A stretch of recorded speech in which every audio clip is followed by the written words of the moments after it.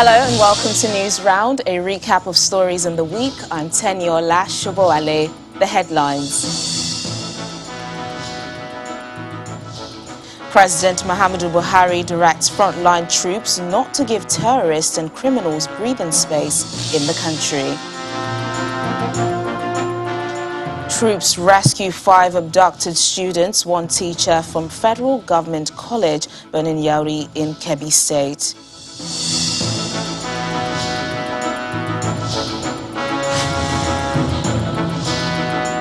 Courts across the country reopen after 2 months industrial action.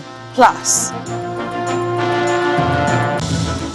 Zambia's founding president and liberation hero, Kenneth Kaunda, dies at the age of 97.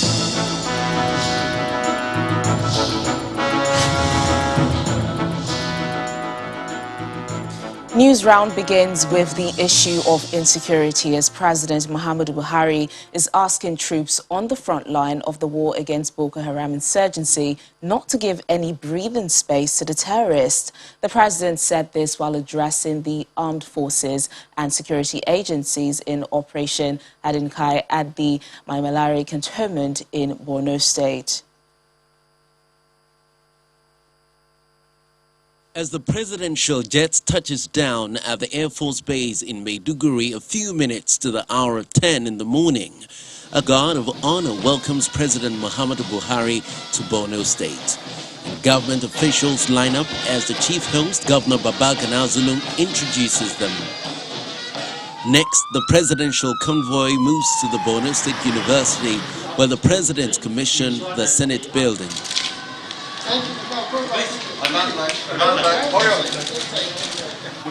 A very boisterous and jubilant crowd hails the president as his convoy moves across the city to the next point of call, the headquarters of the 7th Division, where he meets a joint task force of Operation Hadinkai. The president, received by service chiefs and principal officers of the theatre command, is proud of the renewed synergy amongst the armed forces.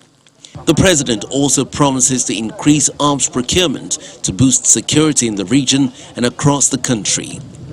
The defense and security agencies should rest assured of the federal government's unalloyed commitment to winning the battle against terror and criminality. I am particularly happy to note the increasing understanding and cooperation within the military, as well as the inter-agency cooperation in the fight against the terrorists and other criminal elements in the northeast.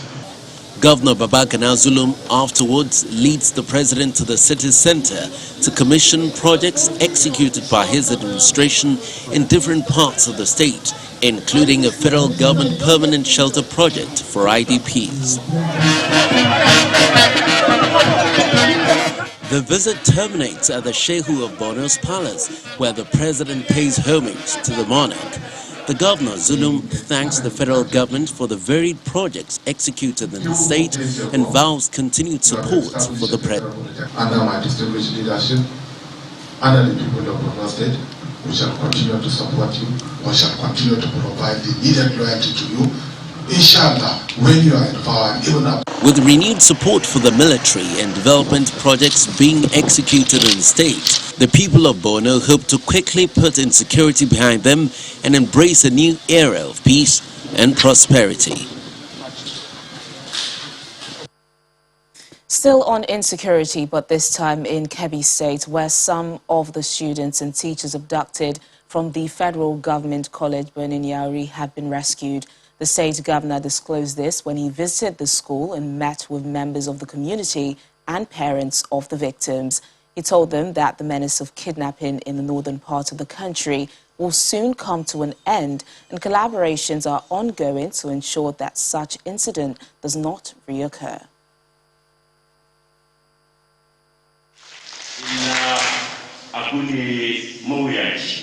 We are working with the federal authorities to address the problem. Even if a soldier has a bomb or a gun, it's difficult for him to use it, especially if it involves a case of kidnapping. We just have to endure a little bit more because victory is near. While some of the students rescued are currently in hospital receiving treatment, the military says the troops came in contact with the bandits and engaged them in a gun duel, which forced them to abandon the 5 students and a teacher. What happened was we got information about animals being roasted. And for about 5 days now, we've been tracking these animals. And we wanted to see eventually where these animals are going to end. And then they finally ended in a market called Antasha. And that was where the animals were finally sold to those that bought them. We've instructed our troops to lay ambush for those animals. And eventually last night, the 11 trucks came into the location where our troops were, and they finally picked them and brought them down here. As you all know, we are covering 4 states, Sokoto, Kebbi, Zamfara, and Katsina, and we cannot have troops in all the villages in these places. But all the hotspots, we've made sure we have deployments in those places. In the last few days, we have stopped quite a lot of attacks in some of these villages. With the support of the Air Force from Air Component from Katsina, we have been able to stop a lot of attacks. I wouldn't want to say much, but in the last few hours, we've come across the kidnappers. They came to our blocking point, and we've engaged them early hours of this morning. At that point, they have abandoned 5 of the students and 1 of the teachers. Unfortunately, I think we've lost one of the students in such attack. But let me not say more than this at this point. Well, staying with insecurity in Plateau State, as 12 kinsmen of Kuru community in Jos local government area have been murdered and 5 others injured after an attack by gunmen.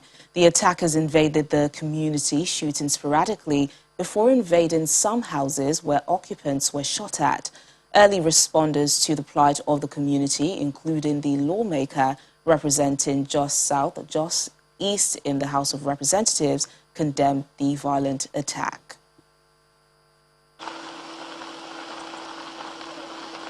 Driving into Sabunlai, a community in Jos South local government area, one feels an uneasy calm. Within minutes, the reality hits hard.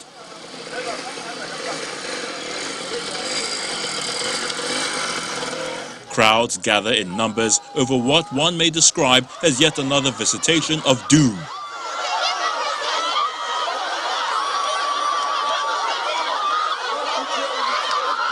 The attacks by suspected herdsmen on June the 13th has left some 12 people dead and 5 others critically wounded.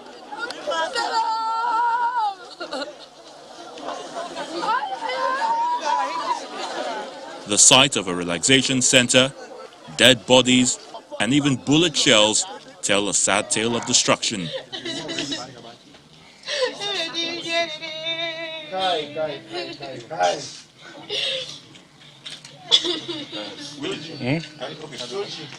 I was at home yesterday around 9:30. Then I had a call telling me something is happening. Little while, they said there are dead bodies here. Some attackers has come and killed them and ran away. And that they followed somewhere here. People didn't give you a chance to see. They followed here and ran away.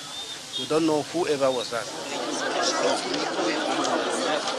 A member representing Jos South, Jos East Federal Constituency in the House of Representatives is at the community to see things for himself. Honorable Dachung Bagos fights the tears as he calms frayed nerves of residents. God will not allow this thing to go like this. Speaking with newsmen, he expressed his worry over the attacks. We can't continue having the same issue repeated over and over. And all we usually hear is that perpetrators will be brought to book. And today, we have additional 12 people that is being added to the book of the people that are being killed on a daily basis. We talk, they said we are talking, we complain, that we are complaining. Where is the solution? As a representative of the people, what will I now tell my people? But he's also not satisfied with the government's handling of insecurity either. Government, if they cannot protect the people, they should tell the people. Because security cannot be one-sided. If all must have security, everybody must have security. And I believe enough of this is enough. We stand with the people. We stand with the families that have lost their loved ones. But if government cannot defend the people, they should tell the people to defend themselves. We want to appeal to the people to be calm, and security agencies should do their best in making sure that these people are apprehended. And I think once this is done, confidence will be restored back to the people. On its part, the Plateau State Police Command confirmed the incident, but with a lesser number of people killed by the attackers. The authorities concerned must now ensure that investigations on the unidentified gunmen are carried out for justice to be served. And away from insecurity to election matters, where the Independent National Electoral Commission has unveiled new polling units across the country. The chairman of INEC, Professor Mahmoud Yakubu, says the move is in line with the Commission's goal of expanding voters' access to polling units. Ahead of the resumption of the continuous voter registration exercise, the chairman of the Independent National Electoral Commission, Professor Mahmoud Yakubu, is giving updates on the preparation for the exercise. The 56,872 voting points and voting point settlements were converted and added to the existing 119,974 polling units. Nigeria now has 176,846 full-fledged polling units. A look at the distribution of the new polling units according to states shows Lagos has the highest with 4,861, followed by Kano with 3,148 and Kaduna with 2,910. In terms of geopolitical spread of the new polling units, the Northwest has the highest, while the Southeast has the lowest. Meanwhile, some polling units said to be inappropriately located have been relocated. For subsequent elections, beginning from the Anambra State Governorship election, holding on 6 November 2021, there will be no voting points anymore in Nigeria, only polling units. He also announces the date for the governorship election in Ekiti and Osun states.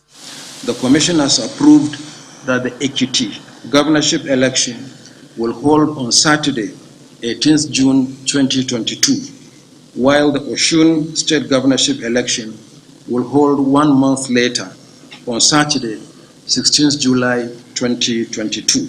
The Commission is hoping that the creation of new polling units will further improve the electoral system and deliver credible and improved elections. Emperor Simon, Channels Television News. And now to the nation's judiciary, as courts across the country open their doors after 2 months of nationwide industrial action. Courts across the country reopen on Tuesday, signalling an end to the agitation for financial autonomy for the judiciary, but with expectations that the demands of the workers will be met.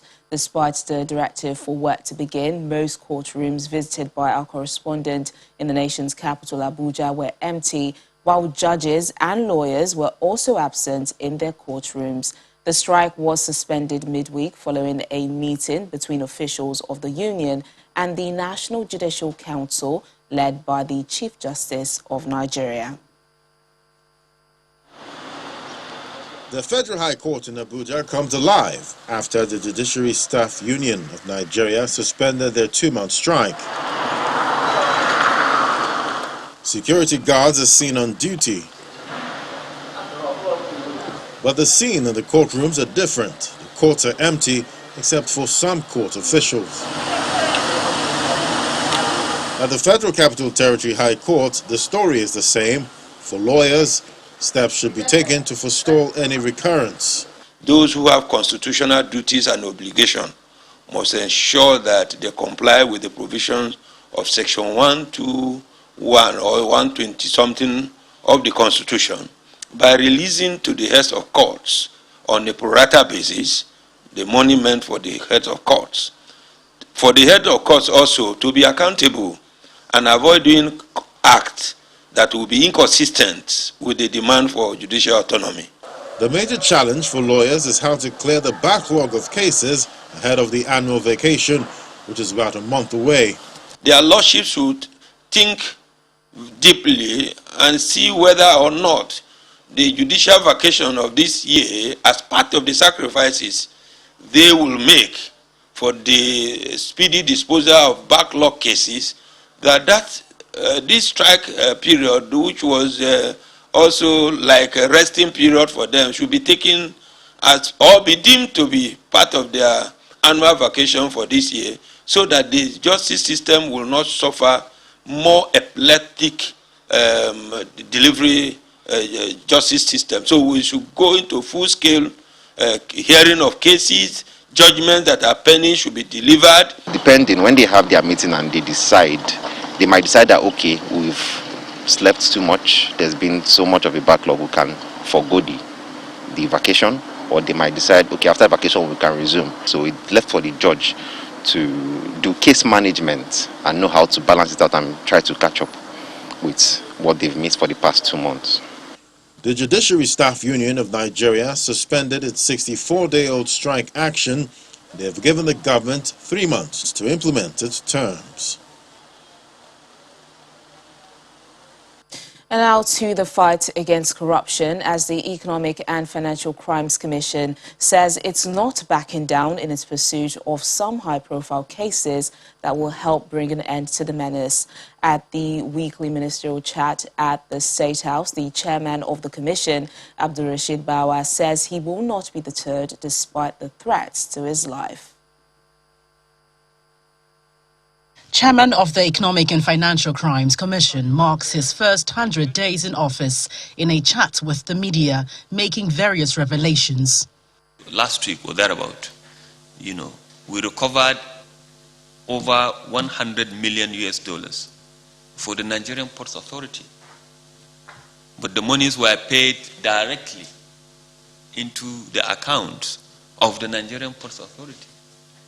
But through our efforts, we have recovered over 6 billion naira, over 161 million United States dollars. We have recovered over 13,000 pounds, 1,730 euros. We have recovered, I don't know whether it is Canadian dollars, 200. We have recovered francs, 374,000, and then Japanese yen of 8,430. We are determined, to continue to prosecute, no matter how long it takes, and no matter the amount of resources that is involved. Cases of Amuson is ongoing. Shema, Alawakala, Hakim, Muazu, Ojo Zokalu. We are going to prosecute him again all over. After 12 years of that, etc. The EFCC chairman is going after more, particularly those who launder through other means like real estate. We are talking about the car dealers, the jewelry dealers, the real estate, etc., etc.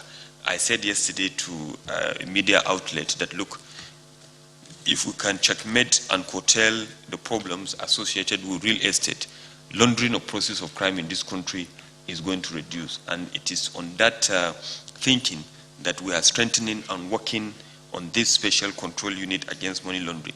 As he reveals statistics of funds recovered since January 2021, he assures that death threats issued to him is no deterrent. I'm not aware of any chairman of EFCC that has not been threatened. Some have been shot at. You understand? So we'll continue to do it without fear or favor. The facts are there. Our conscience is clear. We don't have any malice against anybody. We are doing this thing by the book, God willing. The EFCC boss vows to prosecute 1,502 internet fraudsters apprehended so far this year. From the presidential villa, Gloria Umezuke, Channels Television News. Still on the anti-corruption fight, the former managing director of the defunct bank, PHB, Francis Atuche, is to spend over 6 years in prison. The Lagos High Court found him guilty of stealing the sum of 25.7 billion naira belonging to the bank, among other charges, while a former chief financial officer of the bank, Ugo Anyanwu, is to serve over 4 years jail term, each on the same count, which is also to run consecutively.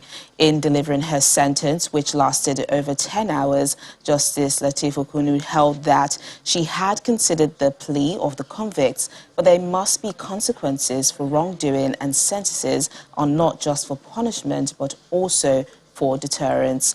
They are to pay back the sum of 25.7 billion naira to the federal government to replace the funds stolen from the public to bail out the bank. The suit lasted for over 12 years, while they are to serve the jail term at the Kirikiri Maximum Correctional Facility in Lagos. News round comes to a close in the southern African country of Zambia as the founding president, Kenneth Kaunda, has died at a military hospital in the capital, Lusaka, at the age of 97. As tributes pour in from across the continent, authorities have declared 21 days of mourning for the liberation hero. Kaunda, please come forward. Kenneth Kaunda, popularly known as KK, ruled Zambia from 1964, when the southern African nation won its independence from Britain, until 1991, and afterwards became one of Africa's most committed activists against HIV/AIDS. Kaunda's son broke the news of his father's death on Facebook. The 97-year-old was admitted to a military hospital in the capital, Lusaka, on Monday, suffering from pneumonia. His aides say he did not have COVID-19. Paying tribute, Zambian President Edgar Lungu says the country is mourning a true African icon. Although Zambia's copper-based economy fared badly under his long stewardship, Kaunda will be remembered more for his role as an anti-colonial fighter who stood up to white minority-ruled South Africa. He was a pioneer for the liberation of Zambia. As youths, we cherish that. God used that man so mighty, so that at least he can liberate Zambia and he can bring Zambia to the way it is. He never wanted to shed blood. He never wanted to do anything for the person gain. He had no selfish. He was also a leading supporter of liberation movements in Mozambique and what is now Zimbabwe. Whether you're white, black, yellow, or brown, you're all God's children. And that's News Round this week. Thank you so much for watching. I'm Teniola Shugwale. Enjoy the rest of your weekend.